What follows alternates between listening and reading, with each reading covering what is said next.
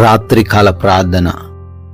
సర్వోన్నతమైన స్థలములలో ఆసీనుడువై ఉండి నిత్యము వేవేల దేవదూతల చేత పరిశుద్ధుడు పరిశుద్ధుడు పరిశుద్ధుడు అని ప్రతి గానముల చేత కొనియాడబడుతున్న కీర్తించబడుతున్న మా తండ్రి, మీకు స్తోత్రాలు, మీకు స్తుతులు వందనాలు చెల్లిస్తూ ఉన్నాము. అయా, గతించిన ఉదయము నుంచి ఈ రాత్రి వరకు తండ్రి మీ కృపా సహాయము దయచేశారు. అందును బట్టి స్తోత్రాలు నాయన. అయ్యా, అనేక మంది ఈ రాత్రి కాలంలో దుఃఖిస్తున్నారు, వ్యాధుల బారిన పడ్డారు, అనారోగ్య సమస్యలు ఎదుర్కొంటున్నారు, అయా ప్రమాదాలైన పరిస్థితుల్లో ఉన్నారు. అయినప్పటికీ మమ్మల్ని ప్రేమించి మీ రక్షణ దయచేసి ఏ ప్రమాదం, ఏ అపాయం, ఏ సమస్య, ఏ అనారోగ్యం, ఏ బలహీనత మమ్మల్ని ఆవరించకుండా మా దగ్గరికి రాకుండా భద్రపరిచినందుకు స్తోత్రాలు. సజీవులుగా మమ్మల్ని నిలవబెట్టుకున్నందుకు వందనాలు.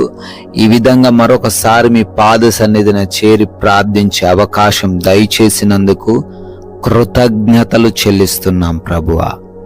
Yes lord.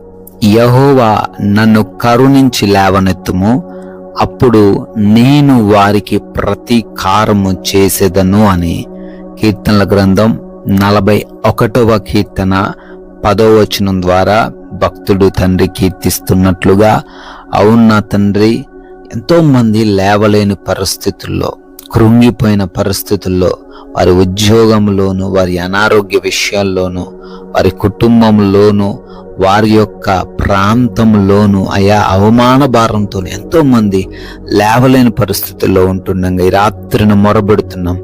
వారి పైన మీ కరుణ చూపించి వారిని తండ్రి లేవనెత్తండి. అయా, వారికి ఎదురుగా ఉన్న శత్రువు వారిని చూసి అయా భయపడు విధంగా వారిని లేవనెత్తండి, ఆశ్చర్యపడు విధంగా వారిని లేవనెత్తండి. అయా, మీ సహాయం ప్రతి ఒక్క బిడ్డకి రాత్రిన దయచేయమని, ప్రతి బిడ్డను కూడా వారికున్న ప్రతి విధమైన సమస్య నుంచి లేవనెత్తమని అడుగుతున్నాం తండ్రి. అనేక మంది బిడ్డలు ఈ రాత్రి కాలంలో ఈ ప్రార్థనలు ఏకీభవిస్తూ ఉండగా ప్రతి ఒక్క బిడ్డ కొరకు కూడా నాయన ప్రార్థన చేస్తున్నాం. కృప చూపించండి, సహాయం దయచేయండి. అయ్యా, వారు ఏ ఆశతో మీ పాద సన్నిధికి వచ్చారో ఆ ఆశగొన్న ప్రాణాన్ని నెరవేర్చండి, సఫలపరచండి. అనారోగ్యంతో ఉన్న ప్రతి ఒక్క బిడ్డ కొరకు ప్రార్థన చేస్తున్నామయ్యా. వారికి ఉన్న ప్రతి బలహీనతను యేసు నామములో కొట్టివేయండి ప్రభు. ఐసీయూలలో, హాస్పిటల్స్ లో మరణంతో పోరాడుతూ ఉండగా విడిపించండి.